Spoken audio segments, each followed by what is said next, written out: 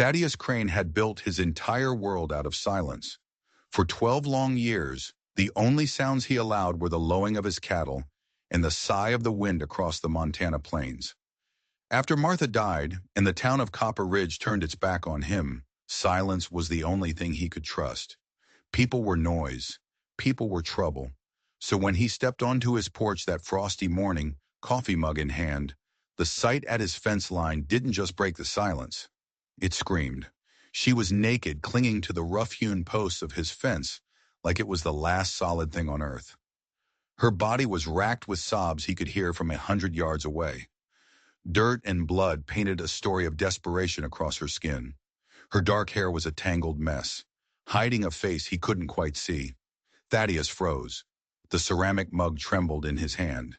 His first instinct, the one he'd honed for over a decade, was to turn around, walk back inside, and lock the door.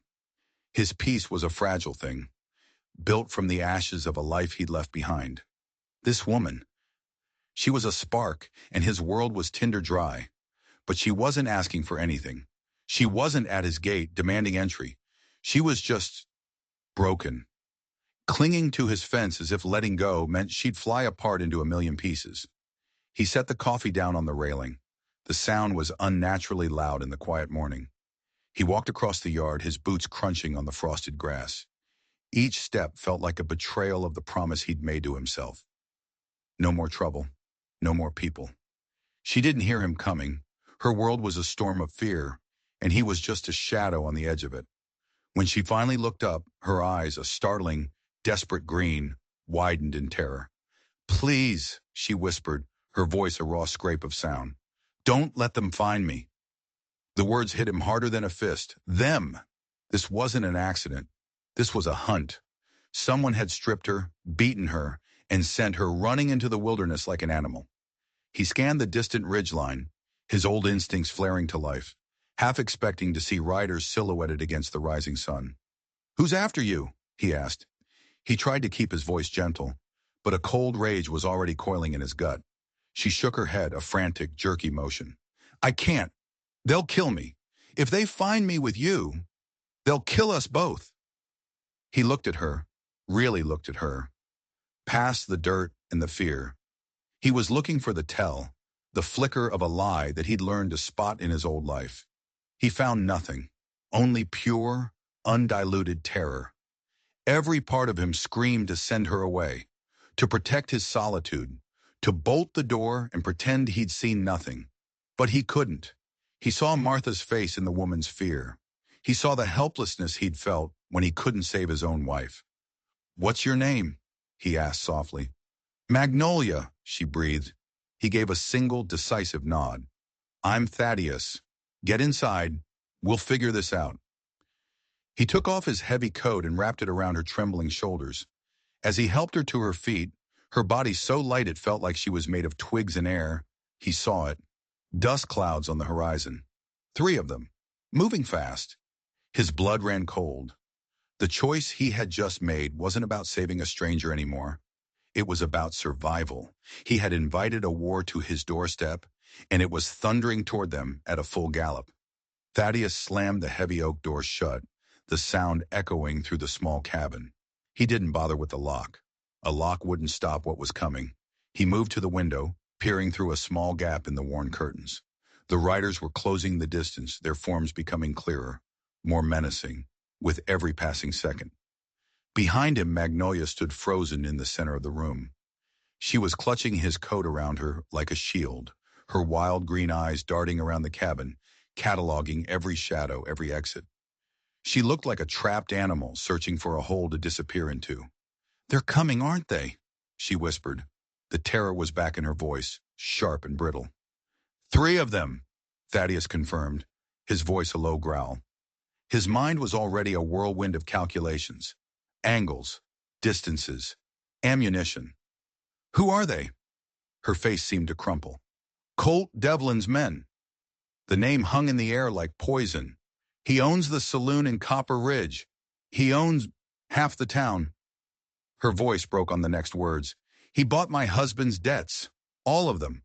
Said I was part of the payment. Said I belonged to him now."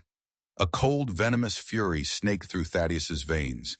He'd heard whispers about Devlin, a predator who used money and power to collect people, especially women, treating them like property. But hearing it from her, seeing the raw shame and fear in her eyes made the whispers real. It made them burn. "You escaped," he stated. It wasn't a question. She nodded, a single sharp jerk of her head. "Last night, Colt, he was having a party. Business partners from the railroad. He was going to share me, to seal the deal." The words tumbled out, ugly and sharp. "I hit him with a bottle, broke a window and just ran.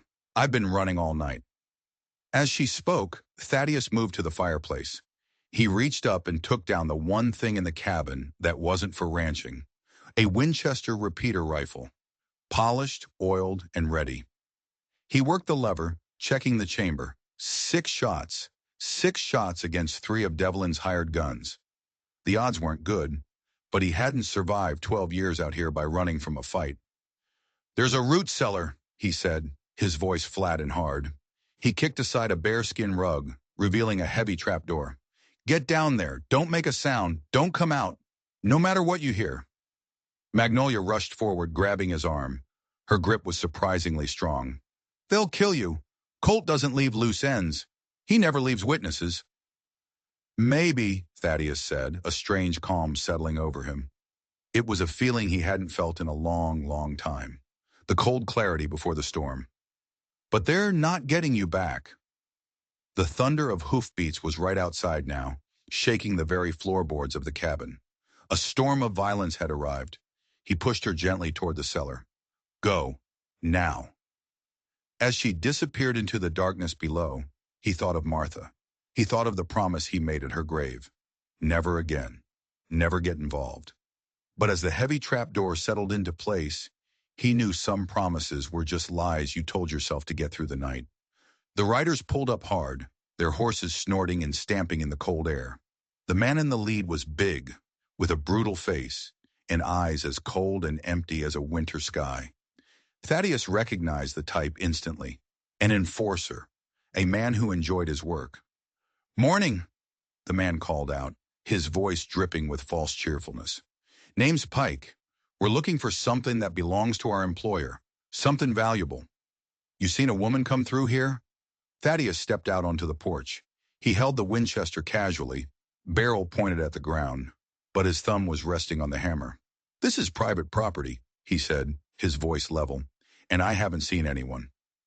Pike's smile was a razor slash across his face. "Funny. Her tracks lead right to your front door." His gaze flickered past Thaddeus, settling on the second coffee mug he'd left on the railing. "Looks like you were expecting company." The silence stretched, thin and tight. Thaddeus knew this was the moment, the point of no return. "Tracks can be deceiving," Thaddeus said slowly, "especially after that hard rain we had last night." Pike's smile tightened. His eyes narrowed. There hadn't been any rain, and in that moment, Thaddeus realized his mistake. It wasn't about the tracks. It wasn't even about the coffee mug. Pike wasn't looking at any of that. His eyes were fixed on the ground right in front of the porch steps. Thaddeus followed his gaze. There in the soft dirt was a single, perfect drop of blood. It must have fallen from Magnolia's knee when he helped her inside. A tiny, damning piece of evidence. "Well now," Pike said, swinging his leg over his saddle. He landed on the ground with a thud, his hand resting on the Colt revolver at his hip. "I guess we'll just have to take a look inside. Make sure none of our property is in there." The 2 men behind him shifted, their hands drifting to their own guns. It was a classic setup. Pike would talk, and his men would flank him. Then all hell would break loose. But as Pike took his first step toward the porch, Thaddeus noticed something else. Something that made no sense at all. Pike wasn't looking at him with the cold eyes of a killer. He was looking at him with a flicker of recognition? No, it was more than that. It was fear. Why would Colt Devlin's top enforcer be afraid of a lonely old rancher? "I said this is private property," Thaddeus repeated, his voice dropping an octave. The Winchester came up just a few inches, no longer casual. His finger was on the trigger. Pike stopped. The fear in his eyes was still there, a tiny, fleeting thing. But Thaddeus had seen it. It was real. The man was trying to cover it with a swaggering grin, but it wasn't working. "Now see, that's where you're mistaken," Pike said, pulling a crumpled piece of paper from his vest. "Mr. Devlin has an arrangement with the local sheriff. Makes this official business." He held up the paper. "Warrant to search for stolen property." Thaddeus didn't need to read it. He knew it was as fake as Pike's smile. In a town like Copper Ridge, men like Devlin were the law. The paper was just an excuse for his men to draw their weapons. "Stolen property?" Thaddeus asked, playing for time, trying to solve the puzzle of Pike's fear. "That's right," Pike said, his confidence returning. "She stole something very valuable from Mr. Devlin before she ran." Thaddeus frowned. "She?" "The girl, Magnolia," Pike spat, the name sounding like a curse on his tongue. "Took a ledger, full of Mr. Devlin's private business accounts. Things the railroad investors wouldn't want to see. A ledger, not a necklace, not jewels, a book of numbers." The story was shifting under his feet. Magnolia hadn't just run from being Devlin's plaything. She had run with a weapon, something that could destroy him. This wasn't a recovery mission. It was an assassination. The simmering rage in Thaddeus's chest turned to ice. He finally understood. They weren't here to take her back. They were here to silence her. Permanently. "So," Pike said, taking another slow step forward, "why don't you just tell us where she is, old man? Maybe we can forget we ever saw you." But the lie was plain on his face. They never left witnesses. Thaddeus raised the Winchester until the barrel was pointing directly at Pike's chest. "Here's what's going to happen. You and your men are going to get back on your horses. You're going to ride away, and you're not going to come back." Pike just laughed. A harsh, ugly sound. "You're one man. We're three. You do the math." "The math is simple," Thaddeus said, his voice cold and flat. "You have no idea who I am." And that's when the fear in Pike's eyes bloomed into full-blown terror.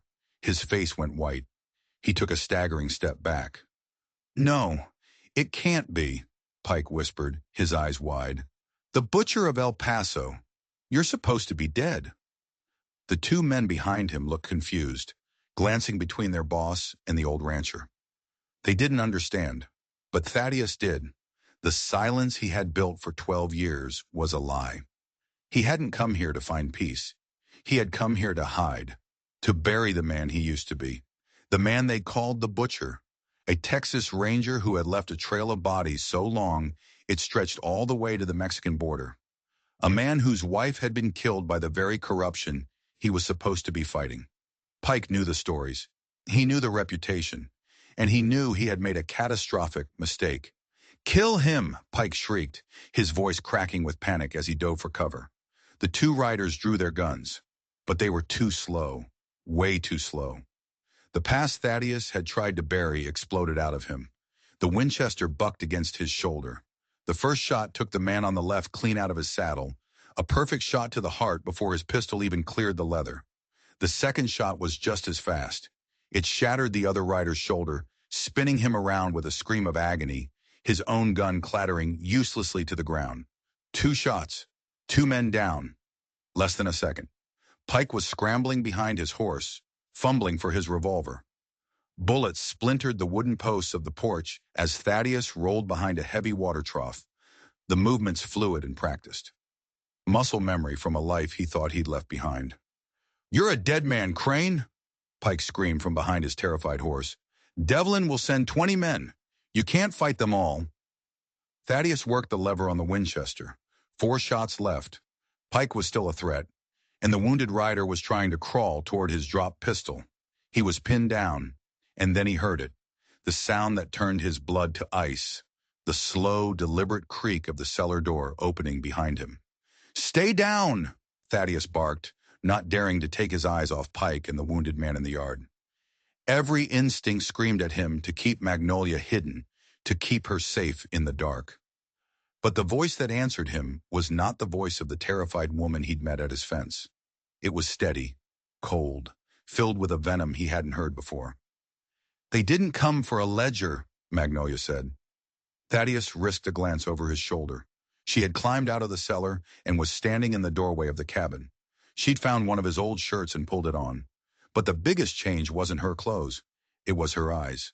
The fear was gone, replaced by a chilling, hard-edged fury. In her hands, she held a small, ornately carved wooden box. "What is that?" Thaddeus demanded, his attention split between the fight outside and the new mystery inside. Pike's horse, spooked by the gunfire, suddenly reared and bolted, leaving the enforcer completely exposed in the middle of the yard. Pike made a desperate scramble for the cover of an old overturned wagon near the barn. Thaddeus sent a bullet kicking up dirt at his heels, forcing him to stay put. "This is what they want," Magnolia said, her voice cutting through the tension.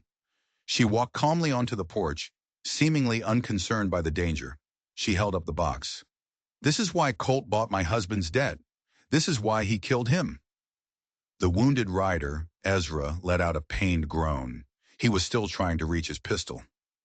"My husband was a geologist," Magnolia said, her eyes locked on Pike, who was now peeking over the edge of the wagon.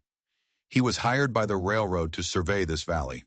They were looking for the easiest route for the new line." "Get back inside," Thaddeus ordered her. She ignored him. "He found something better than an easy road. He found gold. Not just a little seam, a massive deposit, right under this valley. Right under your ranch, Thaddeus." The world seemed to tilt on its axis. This wasn't about a woman. It wasn't about a ledger. It was about a fortune. Devlin wasn't just a saloon owner. He was trying to steal an entire valley. "The box," Thaddeus said, finally understanding. "The surveys? The deeds?" Magnolia shook her head. Her lips curled into a grim smile. "Better. It's the original claim, filed by my great-grandfather. This whole valley, it already belongs to my family. Devlin has been trying to get his hands on this box for a year. He thought that by owning me, he would own the claim." "Give me the box, Magnolia!" Pike screamed from behind the wagon. His voice was thin and desperate. "Devlin will forgive everything. We can walk away." "You killed my husband!" she shrieked back, her voice raw with grief and rage. "You held me down while that monster told me how he was going to break me." The wounded man, Ezra, finally reached his gun. He raised it with a trembling hand, pointing it not at Thaddeus, but at Magnolia. "Drop the box," Ezra rasped, blood bubbling on his lips, "or I swear to God." Thaddeus had a choice to make, and he had less than a second to make it. Pike was still behind the wagon, ready to make a move. Ezra had a bead on Magnolia. He couldn't take them both at once. He slid his backup pistol, a heavy Colt Peacemaker, across the wooden planks of the porch toward Magnolia. "Do you know how to use that?" he asked, his eyes never leaving Ezra. Her hand closed around the grip of the pistol. The metal seemed to steady her. "Colt made all his girls learn," she said, her voice dripping with acid. "He liked to say a man should always protect his investments." She raised the pistol, her movements sure and steady. The barrel was pointed directly at Ezra's face. Pike saw his chance. With Thaddeus distracted, he burst from behind the wagon, sprinting for the cabin, his own gun blazing. Thaddeus swung the Winchester around, firing from the hip. The shot was rushed, but it was enough. The bullet caught Pike in the leg, sending him tumbling to the ground with a howl of pain. But Pike was desperate. Even as he fell, he fired one last wild shot. Thaddeus didn't even hear the crack of Magnolia's pistol. He only felt the white-hot fire that erupted in his left arm.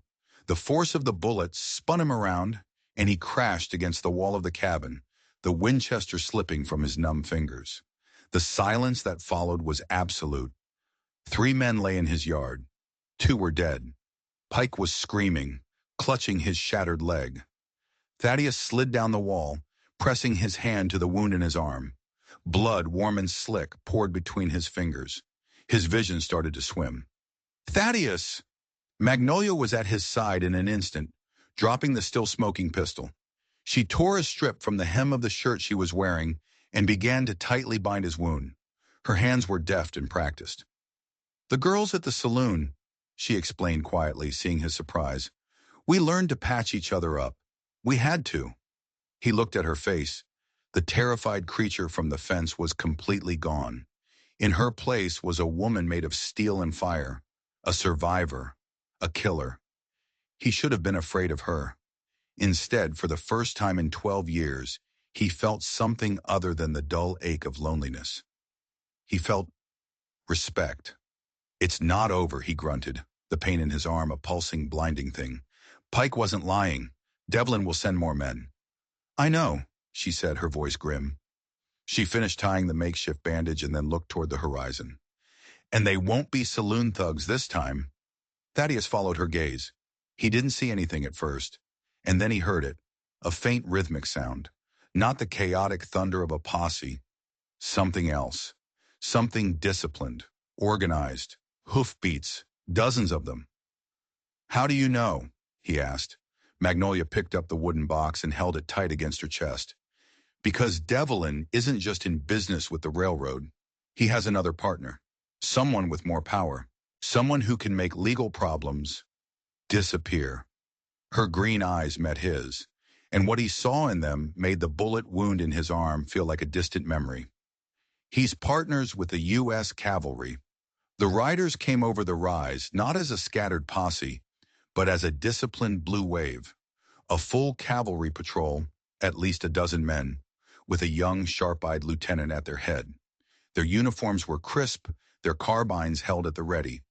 They moved with a chilling efficiency that made the earlier gunfight with Pike's thugs feel like a clumsy street brawl. They fanned out, creating a perfect semicircle around his property, cutting off any possibility of escape. This was no longer a fight. It was a siege, and they were caught in the kill box. "Get inside," Thaddeus growled at Magnolia, pushing himself to his feet. His arms screamed in protest, and the world tilted for a moment.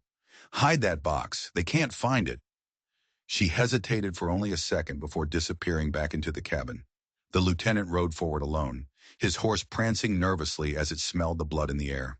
He had cold, intelligent eyes and a hand that rested casually on the hilt of his saber. He took in the scene, the dead bodies, the wounded man whimpering in the dirt, the bullet-pocked cabin, with a look of mild distaste, as if he were observing an untidy bit of housekeeping. "I'm Lieutenant Morrison," he called out, his voice sharp and authoritative. "We received reports of a federal fugitive hiding in this area, wanted for theft, assault, and murder." Thaddeus stepped forward from the porch, cradling his wounded arm. He left the Winchester behind. He knew fighting these men was suicide. His only weapon now was his wits. "Murder?" Thaddeus asked, keeping his voice steady. "Who was murdered?" "A respected businessman from Copper Ridge," Morrison said smoothly. "Mr. Colt Devlin. Found in his office less than an hour ago. Shot dead." The air left Thaddeus's lungs. Devlin was dead. But how? They had been here the whole time. It was impossible. Unless...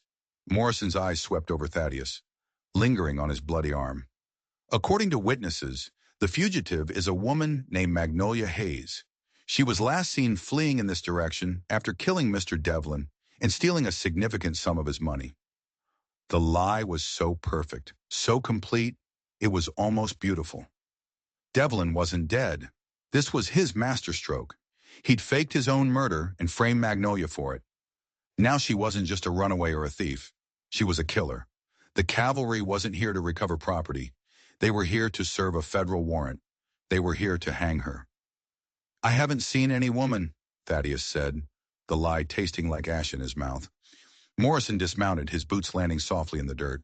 He walked over to Pike, who was now moaning deliriously. Morrison didn't even glance at him. Instead, he nudged the body of the first man Thaddeus had shot with the toe of his polished boot. "These men tried to rob me," Thaddeus said quickly.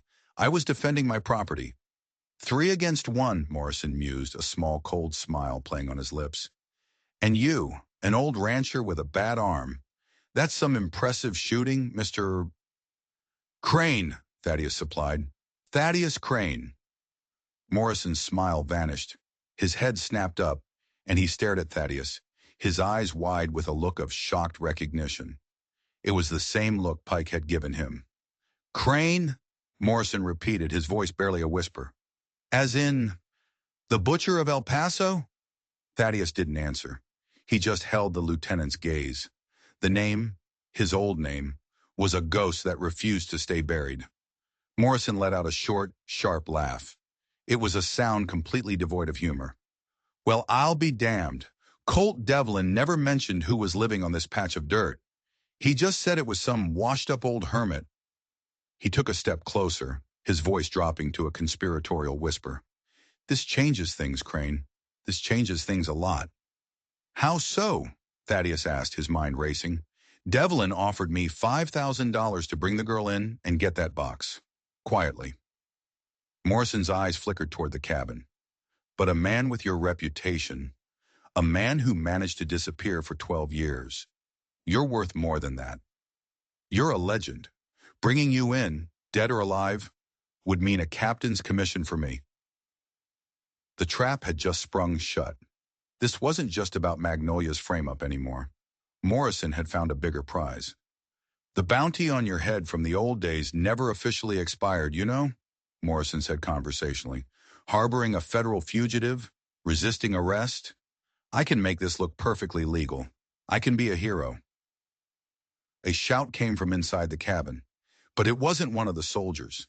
It was Magnolia. A single gunshot blasted from the cabin's rear window, followed by the sound of splintering wood and a man's scream.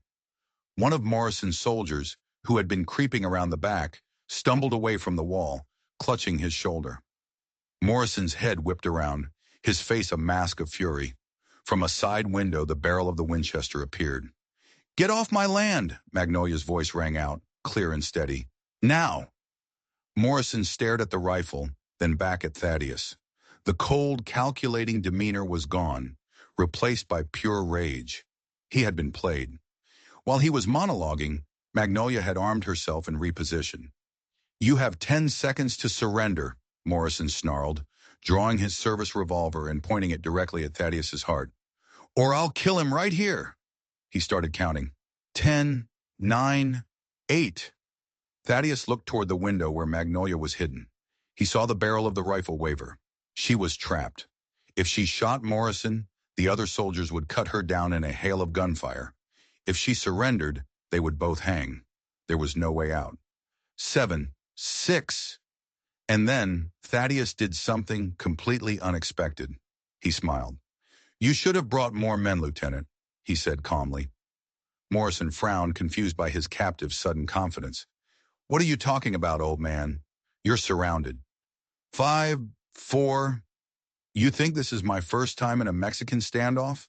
Thaddeus asked, his voice steady, even as the lieutenant's finger tightened on the trigger. "The problem isn't that you have me. The problem is what's coming for you." 3. From behind them, from the direction of Copper Ridge, a new sound began to rise. A low rumble that quickly grew into a roar. It wasn't the sound of horses. It was the sound of angry voices. Dozens of them. A mob. Morrison spun around, his face paling. Cresting the hill was not a column of soldiers, but a sea of angry townsfolk. Ranchers, blacksmiths, shopkeepers. They were armed with hunting rifles, shotguns, pitchforks, and axes. And at their head, riding a tall black horse, was a man Thaddeus recognized as the town doctor. "What in God's name?" Morrison stammered. Thaddeus's smile widened. "Looks like your partner wasn't as popular as you thought." It was a bluff, a desperate last-second gamble. He had no idea why the town was here, but it was the only card he had left to play. And as the mob surged down the hill toward them, their faces contorted with rage, Lieutenant Morrison realized his perfectly planned operation had just descended into utter chaos. The mob descended on the ranch like a plague of locusts, a chaotic wave of righteous fury. Lieutenant Morrison's soldiers, trained for disciplined battle against a clear enemy, were completely unprepared for this. They looked at their commander for orders, but Morrison was frozen, his face a mask of disbelief. His neat, tidy world of bribes and warrants had just been set on fire. "What is the meaning of this?" Morrison finally shouted, his voice cracking under the strain. "This is official military business. Disperse at once, or you will be fired upon." The town doctor, a grim-faced man named Elias, rode his horse right up to the lieutenant, stopping just inches from him. He gestured with his shotgun back toward the bodies in the yard. "We came to see about the gunshots, Lieutenant," Elias said, his voice a low, dangerous growl. "And it looks like we found the trouble.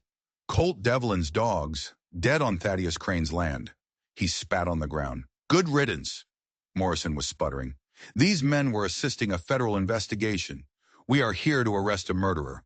A murderer? Another rancher called out from the crowd. The only murderer in this valley is Colt Devlin. He drove my neighbor off his land last month.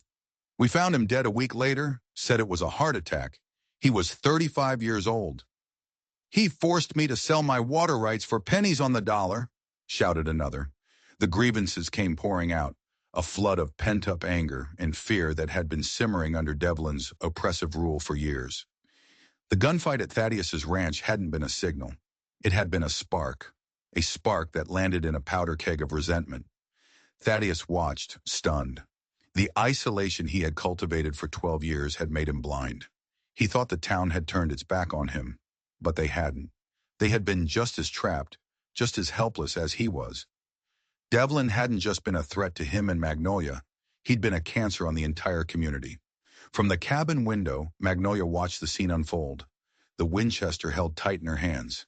She had been so focused on her own escape, her own survival, she never imagined she wasn't the only victim.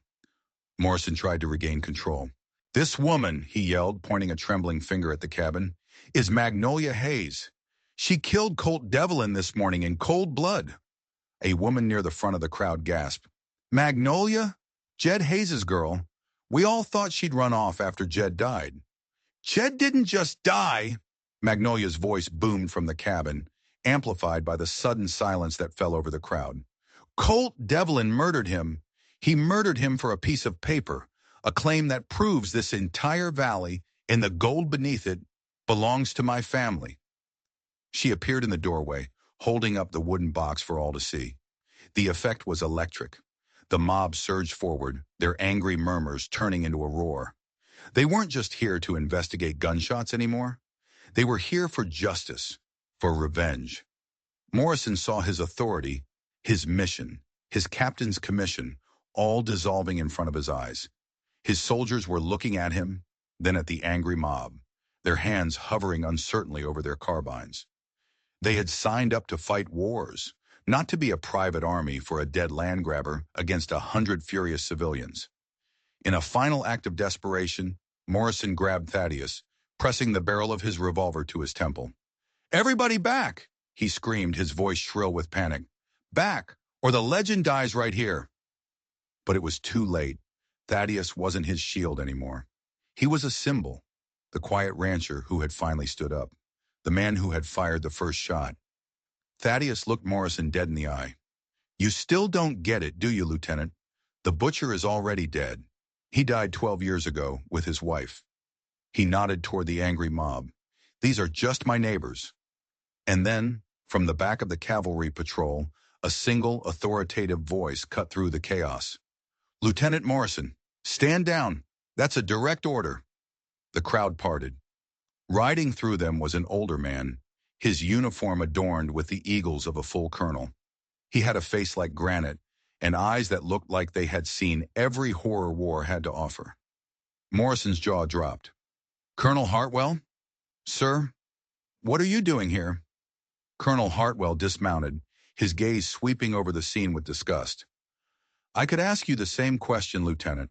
When I received a report that you had taken a patrol off base without authorization, based on a civilian tip-off, I decided to investigate myself.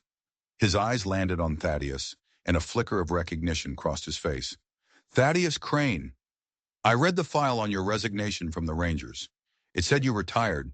It failed to mention you took on the entire Juarez cartel by yourself to avenge your wife. He turned back to Morrison, his voice dropping to a lethal calm. You, on the other hand, have taken a dozen U.S. soldiers and used them as hired muscle in a local land dispute. You have aided a known criminal, and you have drawn a weapon on a decorated war hero. He gestured to two of his own men. Arrest this man. Morrison collapsed like a puppet with its strings cut. It was over. As the colonel's men clamped irons on the disgraced lieutenant, Thaddeus felt a hand on his good arm. He turned to see Magnolia standing beside him. Her eyes were filled with tears, but for the first time, they weren't tears of fear. They were tears of relief, of release. It's over, he said, his voice thick with emotion he hadn't allowed himself to feel in years. No, she said, looking out at the faces in the crowd. at the neighbors who had come to his aid. She squeezed his arm. It's just beginning. 6 months later, Thaddeus stood on his porch, but the silence was different now. It wasn't the empty, hollow silence of solitude anymore. It was a peaceful silence, filled with the comfortable presence of the woman standing next to him. The cabin had been repaired, the bullet holes patched and painted over. The fields were plowed, and the ranch was thriving.